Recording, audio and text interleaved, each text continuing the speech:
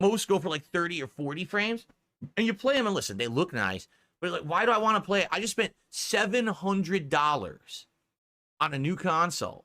I don't want to play games at 30 frames per second, right? So we tested Final Fantasy VII Rebirth. We tested God of War Ragnarok, Horizon Forbidden West. What else did we test? We tested like 4 or 5. Oh, Spider-Man 2, right? And maybe one more. And in each situation, all right, what we realized is when we boot these games up, they all had a new mode in the graphical settings. And some had multiple new modes. Now, sometimes it was very easy to figure out. Like, for example, with God of War, you just simply enable the new mode. You're at 4K, 60 frames. The game is absolutely gorgeous. Like, I booted up and Kratos had like this crazy armor on from the end of the game. And I'm looking at it, I'm like, oh my lord, that looks amazing. You know, super detailed because it's 4K and all those glistening effects. And then you just start moving and playing and you're like, what the? Like, it's full 60. Smooth as hell. Beautiful. We're going through the snow. We're on the dog sled. We're going through the snow in 4K. Wow. It looks amazing, right? Some games, for example, Spider-Man 2 had a ton of different modes. And it kind of confused me because there were 3, all right? One mode said it was going to use absolutely everything on the PS5 to try to get you to 60 frames while still in 4K, but also ray tracing enabled. But then there were 2 other modes that were like, so we're going to at most go for like 30 or 40 frames. And you play them and listen, they look nice. But like, why do I want to play it? I just spent $700 on a new console.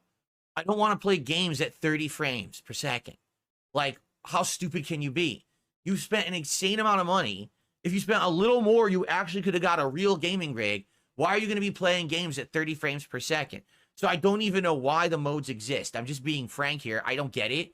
Why do those modes even exist in the game? I don't know. You want 60, right? But admittedly, when I put it onto the, the performance, give me 60 frames mode, the game was gorgeous and it's full ray tracing. So you're swinging through the city and you can see the entire side of a building is fully reflective with its glass to everything behind you. I'm like, oh my gosh, this is so sick. It's just sick looking. Like, wow. So pretty much every single PS5 game that I tested had a new mode and it would run at 4K 60 frames. So no complaints for me. It looked gorgeous, in my opinion. Like, that's great. Now, as good as on PC, you know, first of all, how would you even know? Because some of these games aren't on PC yet, right? Like, I think Spider-Man 2 isn't even ported to PC yet. So this is obviously the best way you're ever going to be able to play that game. For other games like God of War and Horizon, they were ported. And I'm sure if you already have a top-of-the-line PC, you could max out all the settings and it's going to be better, right? But man, for that, you know, for what it was sick. Now, no games offered any other kind of crazy resolution options or anything like that. I know people have said, what about 8K and stuff? I don't have an 8K TV. Who does? Who the hell has an 8K display, right? So it's not like I could have tested anything like that. The box literally says 4K 120 HDR. It doesn't mention 8K this time. 4K 120, no games offered it. So I don't know if it's just a game selection at this point, if any game eventually will offer 4K 120, but none of the games that I tested offered that. It was only 60, FYI. So basically every PS5 game that I played looked great. The only complaints I had, for example, I was playing Horizon Forbidden West, and I jumped on the aerial, like the pterodactyl mount or whatever it's supposed to be.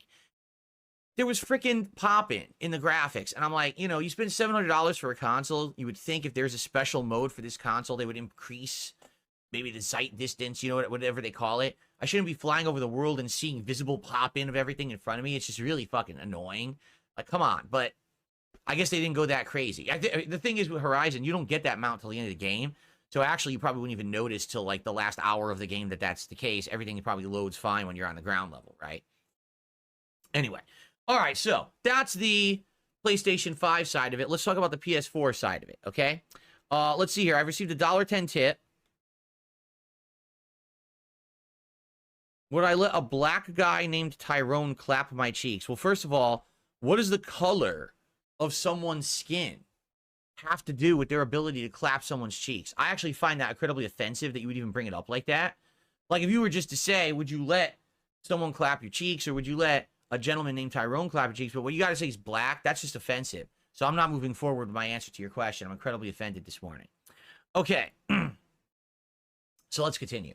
So testing the PS4, okay?